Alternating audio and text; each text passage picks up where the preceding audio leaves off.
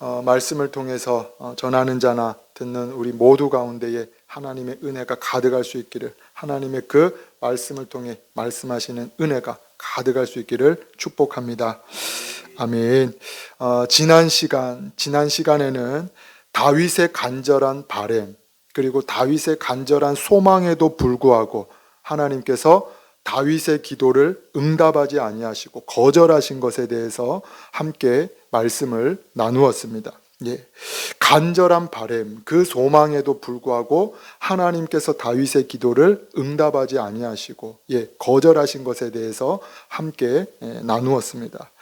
다윗은 두로왕 히람, 이 히람의 어떤 손길과 지원을 통해서 백향목궁에 거하고 있었죠. 백향목궁. 이 백향목은 침엽수의 일종으로 향이 가득하고 향이 뛰어나고 튼튼한 내구성을 가지고 있는 목재, 나무입니다. 건축 재료로 뛰어나게, 건축 재료로 귀하게 쓰이던 나무가 이 백향목이죠. 손쉽게 구입할 수 없을 뿐더러 쉽게 사용할 수 있는 목재가 아니었습니다. 귀한 건축 재료였죠. 때문에 이 백향목궁, 이러한 궁에 거하고 있던 이 다윗은 하나님의 궤가 천막 가운데 또 휘장 가운데 있는 것이 늘 어떤 죄송스러운 마음을 다윗이 가지고 있었습니다. 자신은 백향목궁에서 향기가 은은하게 나는 그 궁에서 큰 궁궐에 거하고 있는 반면에 하나님의 궤는 천막에 있는 것이 마음 한켠에 늘 어떤 죄송스러운 마음을 다윗이 가지고 있었던 것이죠. 때문에 다윗이 품게 되어지는 것이 무엇이냐? 하나님 앞에 간절히 사모하고 또 바라는 어떤 기도의 제목이 무엇이냐? 하나님의 성전을 건축하고자 간절한 바램과 기대, 어떤 소망함을 다윗이 품게 되어집니다. 말 그대로 어떤 거룩한 기도의 제목이죠. 거룩한 바램입니다. 하지만 이러한 간절한 바램에도 불구하고, 이러한 어떤 거룩한 바램에도 불구하고 하나님께서 말씀하시는 것이 무엇이냐? 내 때에는 아니다 라는 것입니다. 내 때에는 아니다. 즉 노라는 응답을 하나님께서 다윗에게 하시게 되죠. 내 몸에서 날 내 씨가 성전을 건축하고 하나님의 나라를 견고하게 할 것이다 라고 응답을 하십니다. 사무엘하 7장 12절 13절 말씀, 내 수완이 차서 내 조상들과 함께 누울 때에 내가 내 몸에서 날 내 씨를 내 뒤에 세워 그의 나라를 견고하게 하리라. 그는 내 이름을 위하여 집을 건축할 것이요 나는 그의 나라 왕위를 영원히 견고하게 하리라. 하나님은 다윗의 간절한 바램과 이 기도의 제목, 심지어 거룩한 기도 제목에도 불구하고 다윗의 이 바램, 이 간절한 바램에 무엇하시냐? 응답하시지 않고 거절하십니다. 하지만 이 상황, 이러한 어떤 상황에도 다윗이 무엇하게 되어지냐?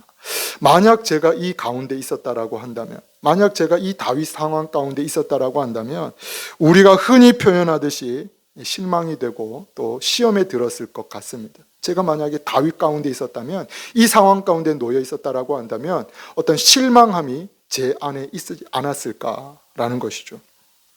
거룩한 기도 제목, 어떤 제 육신의 필요를 위한 기도 제목이 아니라 거룩한 기도 제목임에도 불구하고, 하나님의 나라와 영광을 위한 기도 제목임에도 불구하고 나의 기도를 응답하지 아니하시고 이 거절하신 것에 대해서 낙심이 되고 또 실망이 되어질 법하죠. 하지만 이 상황 가운데 다윗이 오히려 무엇하게 되어지냐? 하나님께 감사를 하게 됩니다. 뿐만 아니라 그렇게 응답하신 하나님의 말씀에 순종할 뿐만 아니라 하나님을 찬양하게 되어지죠.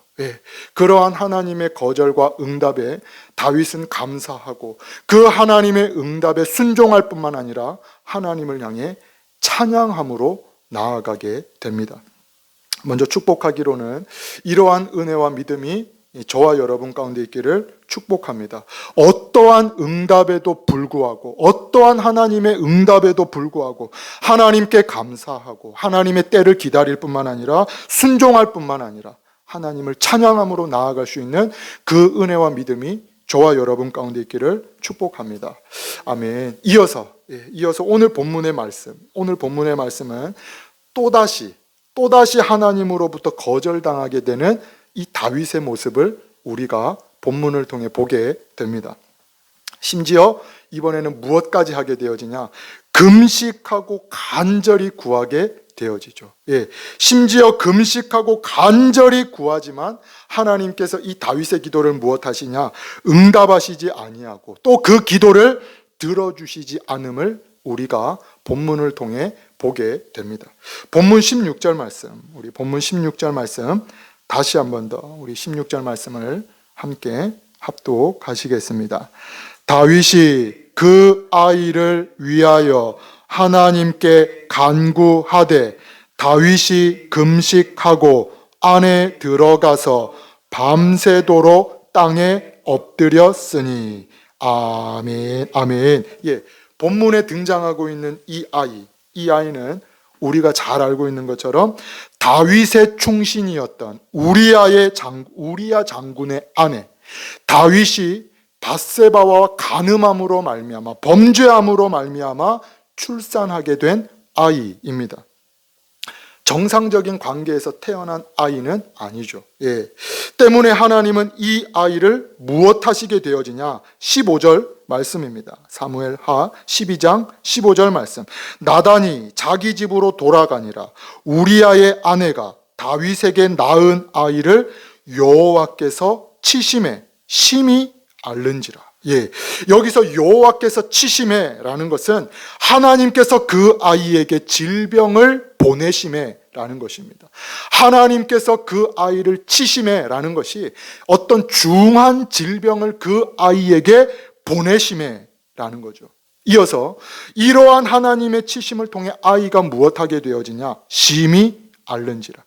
아무도 치료할 수 없을 만큼 손을 쓸 수 없을 정도로 중한 병에 걸리게 되었음을 말씀하고 있는 것이죠. 여호와께서 치심에 심히 앓는지라. 때문에 다윗은 이 자녀를 위해 무엇하게 되어지냐? 하나님께 간절히 구하게 되어지죠. 16절 중반절 말씀입니다. 하나님께 간구하되 다윗이 금식하고 안에 들어가서 밤새도록 땅에 엎드렸으니. 하나님께 간구하였으되, 이 하나님께 간구하되라는 것은 간절히 구하다, 말 그대로, 표현 그대로 힘써 하나님께 구하다라는 것이죠. 간절히 온 힘을 다해, 온 노력을 다해 하나님께 엎드려 간구하다라는 것입니다. 뿐만 아니라 다윗이 무엇하냐? 금식하고 안에 들어가서 밤새도록 땅에 엎드렸으니. 이 금식하고 밤새도록 엎드려 간구했다라는 건 역시 엄격하게 금식했다라는 것입니다. 철저하게 지킴으로, 하나님 앞에서 철저하게 금식함으로 이 하나님 앞에 간구하고 부르짖었다라는 것이죠. 죄를 뉘우치고 회개함으로 말미암아 금식함으로 주님 앞에 엎드렸다라는 것입니다. 즉 아이를 살리기 위해, 이 아이를 살리기 위해서 모든 힘과 노력을 다 쏟아붓고 있는 것이죠. 부모로서 할 수 있는 모든 것을 다 하면서 심지어 식음을 전폐하기까지 하나님께 간절히 다윗이 구하고 있다라는 것입니다. 그리고 성경을 통해서 우리가 보게 되는, 또 볼 수 있는 또 다른 한 가지가 무엇이냐? 다윗이 아이를 안고 아이를 바라보고 아이를 어루만지면서 하나님께 기도하고 있는 것이 아니라 골방으로 들어가서, 아이를 안고 아이를 보면서 기도하는 것이 아니라 골방으로 들어가서 하나님을 바라보고 하나님의 도우심과 은혜를 바라보며 다윗이 기도하고 있다라는 것이죠. 하지만 이렇게 간구하고 이렇게 부르짖는 이 다윗의 기도, 이 간절한 바람에 하나님께서 무엇 하시게 되어지냐? 18절 전반절 말씀입니다. 1일 만에 그 아이가 죽으니라. 7일 만에 그 아이가 죽으니라 라는 것이죠. 중한 병에 걸린 지, 태어난 지가 아니라 중한 병에 걸린 지 7일 만에 하나님께서 그 아이의 생명을 거두어 가셨다라는 것입니다. 그 병에 걸린 지 7일 만에 간절히 구하고 하나님께 간구했지만, 심지어 금식함으로 밤을 새도록 기도했지만 하나님께서 무엇하셨냐? 이래 만에 그 아이가 죽으니라. 하나님께서 그 아이의 생명을 거두어 가셨다라는 것입니다. 동일하게 먼저 이것을 통해서, 이 말씀을 통해서 우리가 보게 되는 두 가지가 있습니다. 보게 되는 두 가지. 먼저 첫 번째로 보게 되어지는 것이 무엇이냐? 사람의 생과 사람의 살고 죽는 것이 하나님의 뜻과 하나님의 손안에 있다라는 것이죠. 사람의 죽고 사는 것이 사람의 어떤 열심히 관리해서 있는 것이 아니라 이 사람이 살고 죽는 것이 하나님 손안에 있다라는 것입니다. 열왕기하 20장에는 히스기야 왕에 대해서 기록을 하고 있습니다. 남유다의 13번째 왕, 남유다의 13번째 왕인 이 히스기야 왕은 중한 병으로 인해, 동일하게 중한 병으로 인해 죽을 날만 손꼽아 기다리고 있던 왕이죠. 그의 삶이 얼마 남지 않았습니다. 하지만 이러한 히스기야 왕, 이 히스기야 왕에게 생명을 연장하시고 15년의 연수를 더하여 주신 분이 누구시냐? 성경은 이렇게 기록을 하고 있습니다. 열왕기하 20장 말씀, 우리 이 말씀 함께 한번 보시겠습니다. 열왕기하 찾으실 수 있는 분은 찾으시고, 그렇지 않으신 분들은 한번 자세히 들어보시기 바랍니다. 열왕기하 20장 4절에서 6절까지 말씀, 4절에서 6절까지 말씀 우리 함께 합독하시겠습니다. 이사야가 성읍 가운데까지도 이르기 전에 여호와의 말씀이 그에게 임하여 이르시되, 너는 돌아가서 내 백성의 주권자 히스기야에게 이르기를, 왕의 조상 다윗의 하나님 여호와의 말씀이 내가 내 기도를 들었고 내 눈물을 보았노라.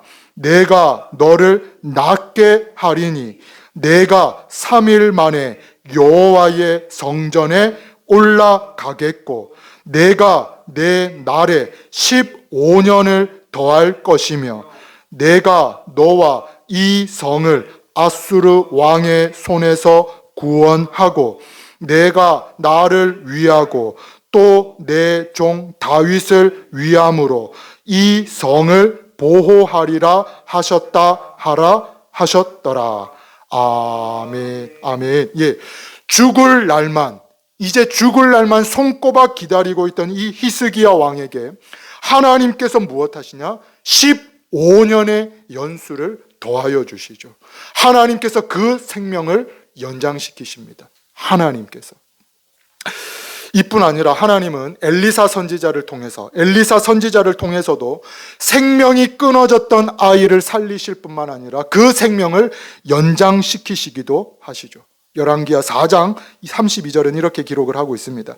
엘리사가 집에 들어가 보니 아이가 죽었는데 자기의 침상에 눕혔는지라. 들어가서는 문을 닫으니 두 사람뿐이라. 엘리사가 여호와께 기도하고 아이 위에 올라 엎드려 자기 입을 그의 입에, 자기 눈을 그의 눈에, 자기 손을 그의 손에 대고 그의 몸에 엎드리니 아이의 살이 차차 따뜻하더라. 엘리사가 내려서 집 안에서 한 번 이리저리 다니고 다시 아이 위에 올라 엎드리니 아이가 7번 재채기하고 눈을 뜨는지라. 엘리사가 게하시를 불러 저 수넴 여인을 불러오라 하니 곧 부르매 여인이 들어가니 엘리사가 이르되 내 아들을 데리고 가라 하니라. 여인이 들어가서 엘리사의 발 앞에 엎드려 절하고 아들을 안고 나가니라. 하나님께서 무엇하십니까? 엘리사 선지자를 통해서 생명이 끊어졌던 아이를 살리시고 그 생명을 연장시키시죠. 엘리사 선지자가 한 것이 아니라 하나님께서 그 생명을 더하여 주십니다. 이와는 반대로 살리실 뿐만 아니라 이와는 반대로 하나님께서 무엇하시냐? 때로는 생명을 거두어 가시기도 하시죠. 하나님께서 생명을 살리실 뿐만 아니라 거두어 가시는 하나님이시다라는 것입니다. 레위기 10장에 등장하는 아론의 두 아들 나답과 아비후의 생명을 무엇하십니까? 거두어 가시죠. 하나님의 궤를 붙잡았던 우사의 생명을 거두어 가시기도 하십니다. 뿐만 아니라 신약에 오게 되어지면 거짓을 이야기한 이 아나니아와 삽비라의 생명을 즉시로 거두어 가시기도 하시죠. 멀쩡한 그 상태에 있던 이들의 그 생명을 하나님께서 즉시로 거두어 가시기도 하십니다. 오늘 본문에 다윗의 자녀 역시 동일한 것이죠. 다윗의 자녀. 하나님께서 이 다윗의 자녀를 무엇하시냐? 이래 만에 그 아이가 죽으니라. 단순히 병에 걸려서, 단순히 중한 병에 걸려서가 아니라 하나님께서 그 생명을 거두어 가고 계신다라는 것이죠. 동일하게 사람의 살고 죽는 것, 생과 사가 하나님 손에, 하나님 뜻 안에 있습니다. 네, 하나님 손 안에 모든 생명이 하나님 손 안에 달려 있다라는 것이죠. 때문에 성경은 이 생명에 대해서 무엇을 기록하고 있냐? 시편 27편 1절은 이렇게 기록을 하고 있습니다. 여호와는 나의 빛이요 나의 구원이시니 내가 누구를 두려워하리요? 여호와는 내 생명의 능력이시니 내가 누구를 무서워하리요? 이 시편의 기자가 고백하는 것이 무엇입니까? 어떤 악인의 손에, 강한 군대의 손에, 강한 나라의 손에 내 생명이 있는 것이 아니라 여호와 하나님 손에 내 생명이 있습니다 라는 것입니다. 이어서 36편에도 이렇게 고백을 합니다. 진실로 생명의 원천이 주께 있사오니 주의 빛 안에서 우리가 빛을 보리이다. 모든 생명의 근원, 그 생명의 역사가, 그 생명의 원천이 여호와 하나님 손에 있습니다 라는 것이죠. 동일하게 하나님은 어떠한 분이시냐? 생명의 주관자, 생명의 주권자가 우리 여호와 하나님이십니다. 이어서 우리가 두 번째로 보게 되는 것, 이 본문 18절 말씀을 통해서 두 번째로 보게 되는 것이 무엇이냐? 다윗이 간구한 대로, 다윗이 부르짖는 대로 응답되어지지 않은 것이 하나님의 은혜다라는 것입니다.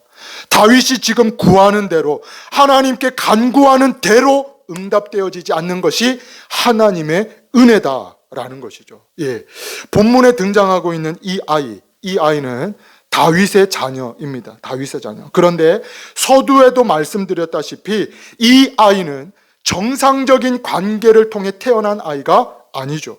왜 정상적인 관계에서 태어난 아이가 아니냐?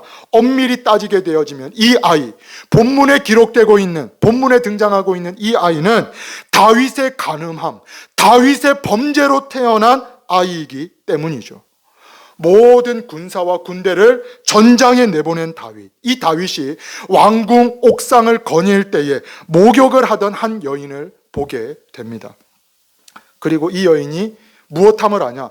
자신의 충신 우리아의 아내임을 알매도 불구하고 왕궁으로 불러들이게 되어지죠. 사무엘하 11장 2절 5절은 이렇게 기록을 하고 있습니다. 저녁 때에 다윗이 그의 침상에서 일어나 왕궁 옥상에 거닐다가 그곳에서 보니 한 여인이 목욕을 하는데 심히 아름다워 보이는지라 다윗이 사람을 보내 그 여인을 알아보게 하였더니 그가 아뢰되 그는 엘리암의 딸이요 햇사람 우리아의 아내 밧세바가 아니니까 하니 다윗이 전령을 보내어 그 여자를 자기에게로 데려오게 하고 그 여자가 그 부정함을 깨끗하게 하였으므로 더불어 동침함에 그 여자가 자기 집으로 돌아가니라. 그 여인이 임신함에 사람을 보내 다윗에게 말하여 이르되 내가 임신하였나이다 하니라. 자신의 충신인 이 장군의 아내임을 알면서도 불구하고 다윗이 무엇하냐? 동침을 하게 됩니다. 그리고 이러한 일들, 이 모든 과정, 이러한 일들 속에서 태어난 아이가 본문에 기록되고 있는 아이이죠. 다윗이 지금 무엇합니까? 이 아이를 위해서 간절히 기도하고 간절히 하나님께 구하고 있습니다. 금식하고 밤이 새도록 이 아이의 회복을 위해서 다윗이 지금 부르짖고 있는 것이죠. 하지만 하나님께서 이 다윗의 간절한 바람과 하나님 앞에 간절히 부르짖는 이 기도의 제목에 하나님께서 무엇 하시냐? 이래 만에 그 아이가 죽으니라. 이래 만에. 다윗의 입장에서는 이 아이가 나음 받는 것, 이 아이가 고침을 받는 것이 하나님의 은혜인 것으로 생각을 했던 것이죠. 예, 아이가 건강하게 회복되는 것, 아이가 이 건강을 찾는 것이야말로 가장 큰 은혜가 아니었겠는가라고 다윗은 간절히 바라면서 하나님께 간구하고 있습니다. 하지만 우리가 가만히 보게 되어지면 이러한 다윗의 기도, 이러한 다윗의 어떤 바람이 오히려 응답되어지지 않은 것이 하나님의 은혜다라는 것이죠. 응답되어지는 것이 하나님의 은혜다. 왜 그러냐? 물론 이 아이가 나음을 받고 고침을 받고 건강을 회복할 때에 부모로서의 어떤 기쁨과 감사가 분명히 있습니다. 이 아이가 회복됨으로 말미암아 부모가 누리는 어떤 감사와 기쁨이 그 안에 일어나게 되어지죠. 죽을 아이, 이 죽을 아이가 하나님의 은혜로 말미암아 간절한 기도의 응답으로 살아난 것이 말할 수 없는 어떤 기쁨일 수 있다라는 것입니다. 하지만 우리가 생각할 때, 가만히 생각해 볼 때 이러한 기쁨, 이러한 감격 뒤에 어떻습니까? 이러한 감격이 조금 시간이 지나고 또 세월이 흘러감에 따라 이러한 기쁨과 감격이 어떻게 되어지는 것이냐? 그 아이를 보면서 일평생 죄책감을 가지고 다윗은 살아가게 되어지죠. 그 아이를 볼 때마다 내가 간음함으로, 심지어 내가 나의 충신, 나에게 충성을 다한, 충성을 맹세한 그 우리아를 죽이면서까지 태어난 아이, 그 아이를 바라볼 때마다, 그 아이를 볼 때마다 그러한 생각이 문득문득 들게 되는 것이죠. 일평생 죄책감 가운데 살아가게 됩니다. 마음 한켠에 그 일과 그 사건이 그 아이를 볼 때마다 잊을만 하면 생각이 드는 것이죠. 즉 다윗이 간구한 대로, 다윗이 하나님께 구한 대로 응답된 것이 어떻게 보면 하나님의 은혜이다라는 것입니다. 그 기도대로 응답되어지지 않은 것이 어떻게 보면 하나님의 큰 은혜이다라는 것이죠.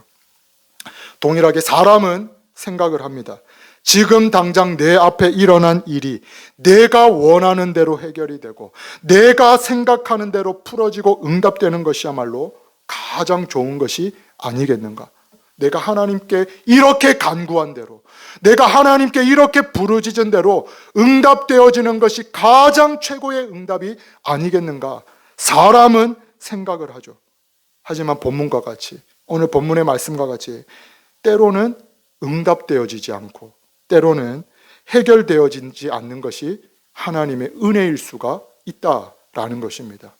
때로는 내가 바라는 대로, 내가 구하는 대로 응답되어지지 않는 것이 하나님의 은혜일 수 있다라는 것이죠. 때문에 우리가 잘 아는 예레미야 33장에도 자세히 보게 되면 이렇게 말씀을 하고 있습니다. 너는 내게 부르짖으라. 내가 내게 응답하겠고 내가 알지 못하는 크고 은밀한 일을 내게 보이리라. 우리의 기도대로 다 응답하시고 우리의 기도대로, 내가 바라는 대로 다 하나님께서 응답해 주시겠다라고 말씀을 하고 있는 것이 아니죠. 내가 나에게 부르짖고 내가 나에게 구할 때 내가 알지 못하는, 너가 알지 못하는, 너의 생각으로는 볼 수도 없고 알 수도 없는 그 응답을 내가 너에게 주겠다라는 것입니다. 내 응답대로, 내 기도대로 내가 응답을 하는 것이 아니라 너가 알지 못하는, 너가 볼 수도 없고 너가 알지도 못하는 가장 적절한 것으로 내가 너에게 응답하겠다라는 것이죠. 에베소서 역시 동일하게 말씀을 하고 있습니다. 우리 가운데서 역사하시는 능력대로 우리가 구하거나 생각하는 모든 것에 더 넘치도록 능히 하실 이에게. 하나님께서 무엇을 말씀하십니까?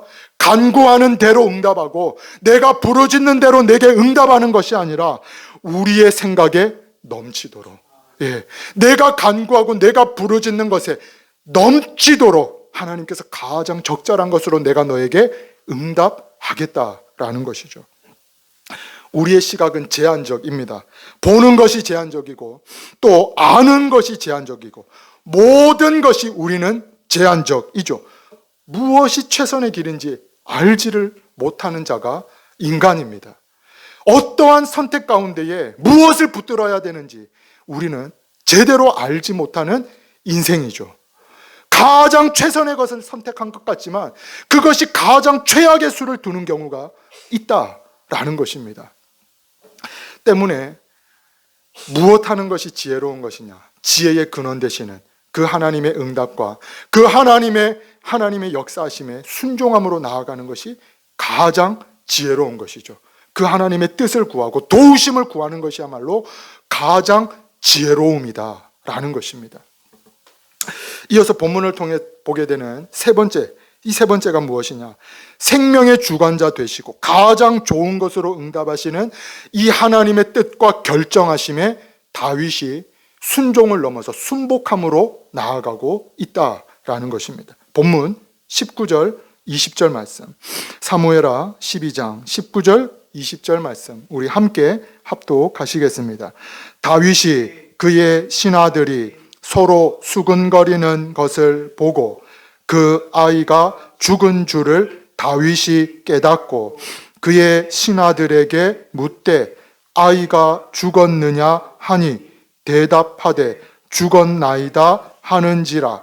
다윗이 땅에서 일어나 몸을 씻고 기름을 바르고 의복을 갈아입고 여호와의 전에 들어가서 경배하고 왕궁으로 돌아와 명령하여 음식을 그 앞에 차리게 하고 먹은지라.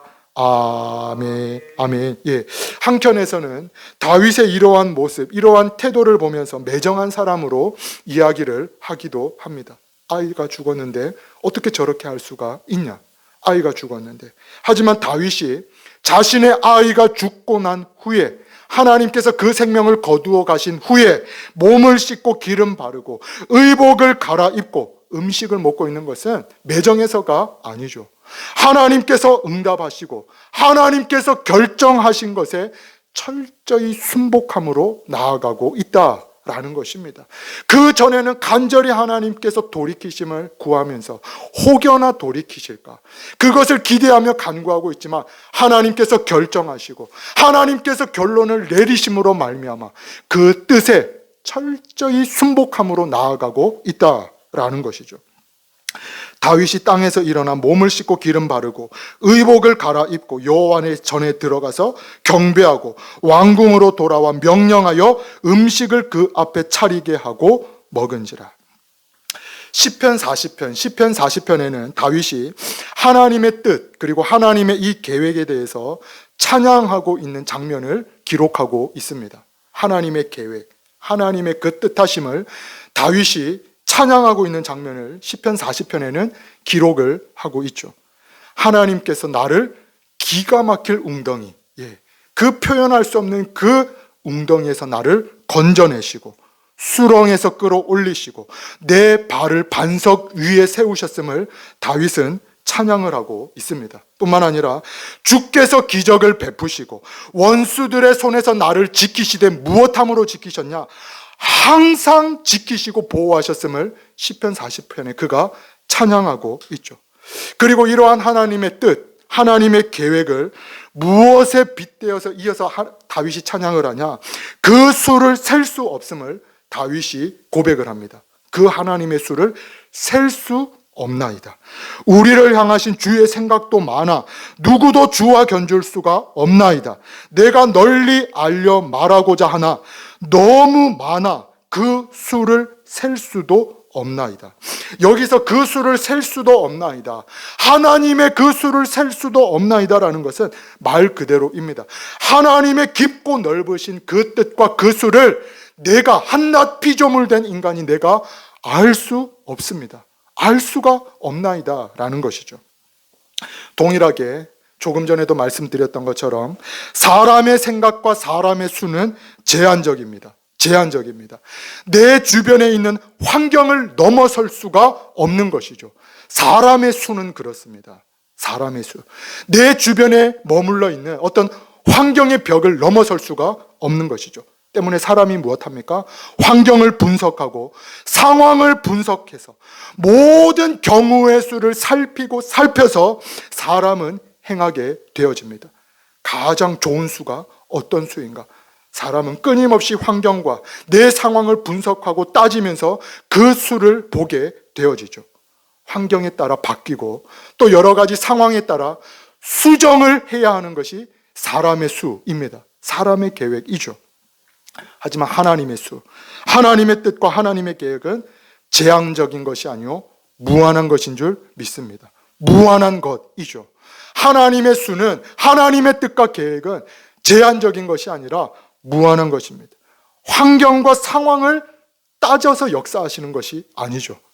상황과 환경을 고려하고 수만 가지를 고려하고 살피고 하나님께서 일하시는 분이 아니시다라는 것입니다. 오히려 하나님께서는 하나님의 뜻과 그 하나님의 계획 가운데 무엇 하시냐?